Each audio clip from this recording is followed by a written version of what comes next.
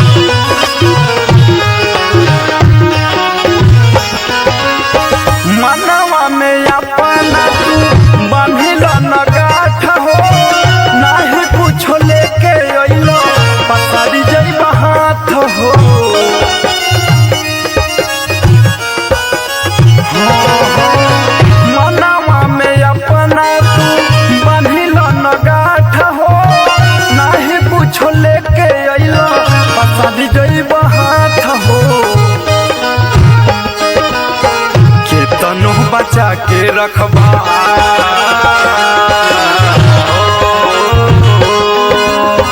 केतनो बचा के रखबा केतनो बचा के रखबा काम नहीं आई।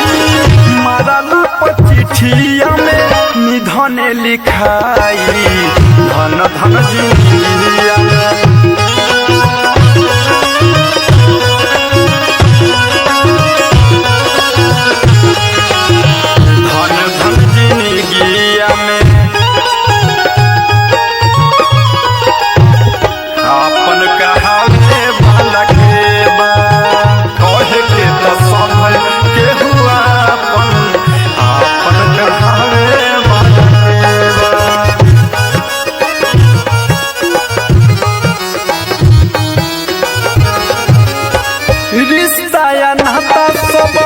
माया के बाजार बा अपनन के सुना साचे जब तक नु प्यार बा।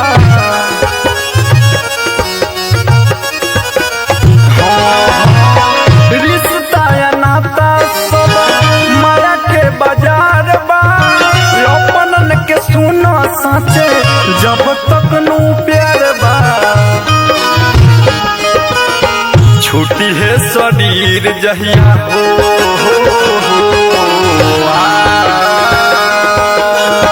छुट्टी है शरीर जहिया छुट्टी है शरीर जहिया अपने जराई। मरला पचिठिया में निधन लिखाई। धन धन जिंदगिया में कोहरे लोए भाई मरला पचिठिया में निधन लिखाई। धन धन जिंदगिया में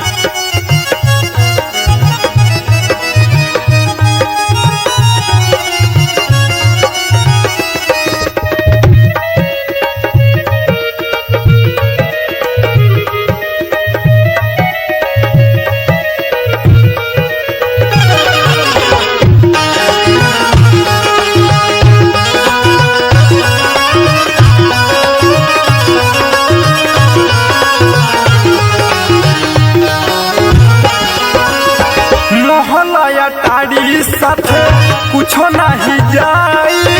पहला रमेश यादव बात समझाई।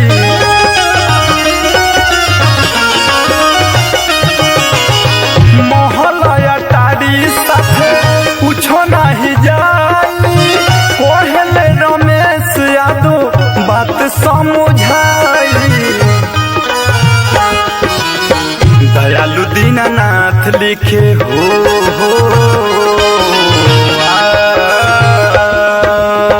दयालु दीनानाथ लिखे, दयालु दीनानाथ लिखे निर्गुण बनाई मरला पे चिट्ठिया में निधन लिखाई धन धन जिंदगिया में कर लाए भाई मरला पे चिट्ठिया में निधन लिखाई धन धन जिंदगिया में कर लाए भाई मरला पे चिट्ठिया में निधन लिखाई।